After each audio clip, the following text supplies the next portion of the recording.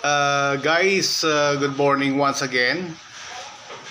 Ang akong diri ginakaptan ho, manotice yo powder ni siya nga 2 ka kilo nga powder. So ibutang tanan sa kilid. Guys, amo ni sa ang ginatawag nga kitchen mate. So meaning tanan nga kusina dapat biara gid sa kitchen mate. So ano ini ang kitchen mate nato nga product?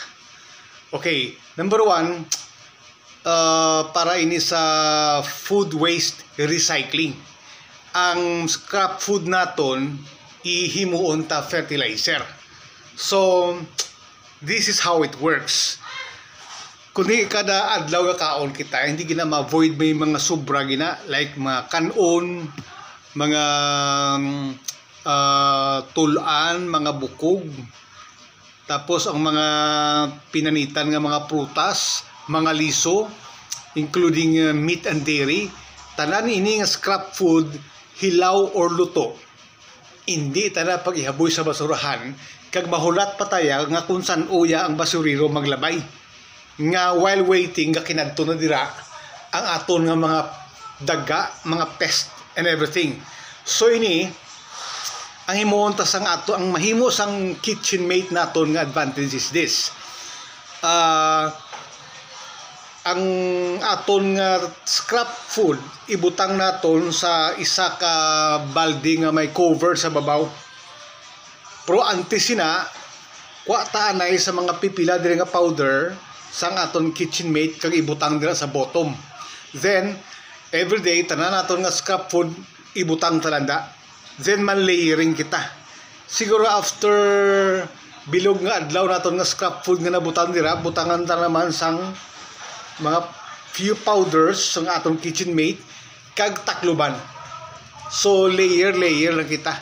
Kada butang ta kada adlaw, butang ta sa scrap food, butang ta sang kitchen mate astagid nga mapuno ang aton nga balde.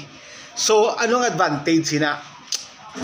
Ang advantage number 1, hindi ni siya magbaho, hindi ni siya magpanos.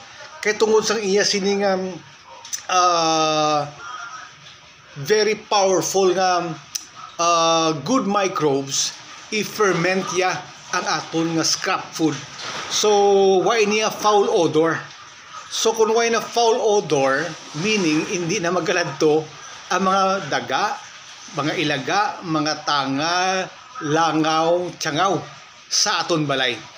Then after a month, kung mapuno na ang aton balde sini, buho lang ta sa aton either backyard or sa garden area, kag iula ta ang unod ang tanan nga fermented organic matter nga halin sa aton nga waste food, ibutang naton sa buho kag takluban. Kay the moment ma-mix ini sa soil, ang tanan nga native kag local microorganism sa duta i-activate ya. So bisan layo nga portion ng aton nga garden galakat ang fertility sa soil naton. So after sida balik ta naman ang aton nga balde sa aton kusida, the same procedure over and over again. So ang advantage, hindi na kita mapanusan sang pagkaon kag ma-make use naton ang aton nga waste. Ang una nga malilabla nga ang kitchen mate, don't waste your waste using our kitchen mate. Now at the same time, it is odor eliminator. Damo sa purpose. Kung may mga pets kita, pwede isa ka kutsara sini, isa ka balde nga tubig, i-mix, iligo ta sa aton nga pets. Kung may mga poops, butangan tala mga powder sa poops ka area, basta medyo basa-basa. Then kung ang aton CR naman nagabaho, siguro mga 4 lang ka kutsara sang kitchen mate, butang ta sa inodoro kag i-flush. So matabo, tanan to nga mga salmonella, mga E. coli nga nagakosang foul odor, i-biodigest kaunon. So dulaon ang odor, then kung may nagabara dira nga mga bagay-bagay, idulaon yung bara because this is at the same time composting accelerator.